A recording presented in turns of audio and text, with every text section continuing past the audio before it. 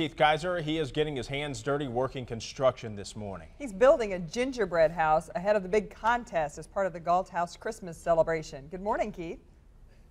Good morning, good morning. Yeah, we're inside the pavilion, which is on the Belvedere right here. 13,000 square feet will be filled with Kaleidoscope, their annual display of luminaries. There's some back there. They got out of storage. They're ready to go to be pulled apart and to be erected here in the pavilion, which will be a wonderful sight when November 16th, when then things will get underway. But we're talking about the Gingerbread House competition, the contest, which you have to get your entry in, or you have to submit your entry November 8th to say that I'm going to compete. And then November 13th and 14th, you actually get the construction and bring it in here. This morning, we have started our own construction. Chef Brian Riddle over there, Pepper Twist, is helping us this morning. She's the head elf of Christmas at the Galt House Hotel.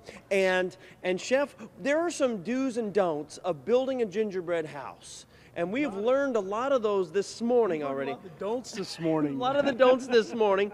But you made all this gingerbread, right? Yes, sir. And now we're constructing it, but there are some issues. What are some of the issues with building a gingerbread house? Well, normally if you're doing this, you don't want to try to do it like we're doing here in an hour.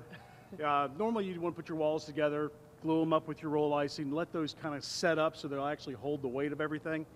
Also, we're fighting temperature today. It's like 50 degrees inside this tent. We need 70, 75 for the icing to actually set. So we're on roof number 3. Roof number 3, but that's the fun of it. That's the challenge. Engineers, little kid engineers come together and try to solve these problems. You got it. I mean, it's still fun. It's still starting to come along. So even with all the problems that we've had, and I'll let somebody work on the structure. Wait a okay? minute. Wait a minute. Whoa. No, engineering degree that I don't have. But you can get your entry in here November 13th. It's 18 inches by 18 inches by 18 inches high.